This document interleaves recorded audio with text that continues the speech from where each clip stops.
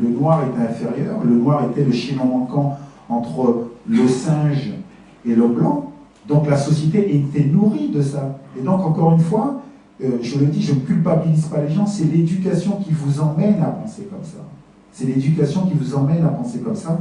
Moi je me rappelle quand j'étais joueur de foot et quand je jouais et les gens faisaient le bruit de singe quand je touchais le ballon. Et donc on me disait, oui, monsieur Thuram, c'est scandaleux, oui.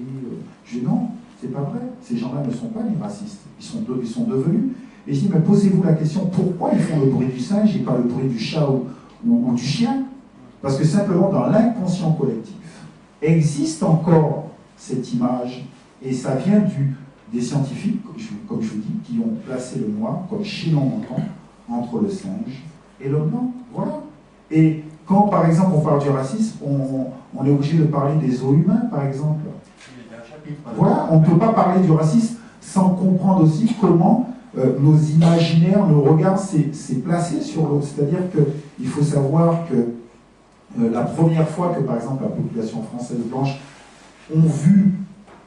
a vu des gens venir d'Afrique ou d'Asie, ils l'ont vu dans des zoos. Voilà. Et donc c'est normal qu'il y ait des préjugés. Et par exemple, que des personnes aujourd'hui se disent qu'il y a du racisme dans la société, mais c'est compréhensible. Parce que on va fêter les 50 ans des colonisations. Donc la colonisation, qu'est-ce que c'est? Je suis supérieur à toi, je te colonise parce que toi tu es inférieur. Et donc nous sommes une génération qui doit discuter, dépasser ses problèmes. Et encore une fois, c'est par l'éducation et par la compréhension de l'histoire qui fait que nous nous regardons comme nous nous regardons aujourd'hui. Et je suis persuadé que dans 50 ans, eh ben, les choses iront beaucoup mieux.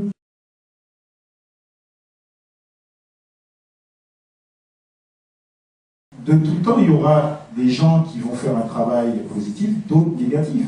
Et je pense que plus vous êtes en haut de la société et des politiques, plus vous avez des préjugés, parce que moins vous êtes en contact avec la réalité. Parce que les personnes qui tiennent ces discours, je pense qu'ils ont jamais eu peut-être autour de leur table des personnes de couleurs différentes ou de religions différentes. Donc ils sont dans leurs préjugés. Malheureusement, c'est vrai que ça fait écho parce qu'ils ont accès à la presse. Mais, encore une fois, je pense que le travail de fond fera en sorte qu'un jour, même s'ils ont ces préjugés, ils ne vont pas pouvoir le dire parce qu'ils vont vouloir être maire, député, et les gens vont voter pour eux. Voilà, parce que c'est comme ça que ça va changer. Parce que les politiques, qu'est-ce qu'ils font? Ils essaient toujours de créer des nous et des eux, des majorités. Et donc, ils ont tendance à stigmatiser en pensant que la majorité pense comme eux. Voilà. Par exemple, on voit, quand je dis des mots, par exemple, minorité visible, majorité invisible. Donc la majorité invisible, c'est les personnes de couleur dites blanches. La minorité visible, c'est la couleur des personnes qui ne seraient pas blanches. Et donc on est encore dans une réflexion de couleur de peau. Mais on voit bien que, par exemple, avec le débat sur l'identité, que la société française ne tombe plus dans le piège. Parce que, qu'est-ce que ça a donné le résultat? Pas grand-chose. Donc c'est là qu'on voit cette maturité. Et donc vous n'allez pas empêcher qu'il y ait des personnes qui vont dire certaines choses négatives sur la religion, sur la couleur de peau. Mais je ne suis pas sûr que ce sont les plus nombreux. Parce qu'en fait, on a l'impression qu'ils sont plus nombreux parce qu'on les entend. Et souvent, d'ailleurs, j'ai rencontré une dame tout à l'heure, qui est dans la salle, elle me dit c'est bien parce que parfois j'ai l'impression que nous sommes une minorité. Moi je pense que le discours qu'on a aujourd'hui, nous ne sommes pas une minorité. Il y a plein de gens qui veulent dépasser les problèmes.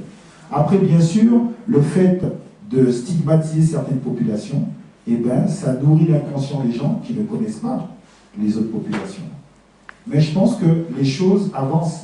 Et pour vraiment être persuadé, il suffit de regarder autour de vous. Regardez la salle comme elle est. Monsieur Nicolas Sarkozy peut faire un discours comme il l'a fait parce qu'il n'échappe pas à son éducation, tout simplement. Parce que si lui n'a pas appris que l'Afrique avait une histoire, ben, il ne peut pas l'inventer. La preuve en est, regardez, ce qui me semble assez bizarre, c'est qu'il puisse faire son discours à l'université Cheikh Anta Diop. Donc ça veut dire qu'il n'y a personne qui s'est posé la question qui était Cheikh Anta Diop. Et dans son entourage, personne a dit, mais attendez, monsieur le président, ça non, ça c'était avant, ça on ne peut pas le dire ça. Parce que...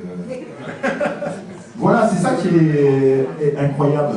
Donc ça veut dire que on n'échappe pas à son éducation.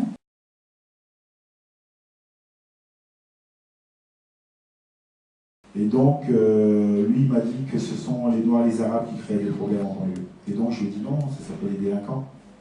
Ça s'appelle pas les Noirs. Voilà. Mais c'était des raccourcis. Mais bon, il y a beaucoup de gens qui font des raccourcis.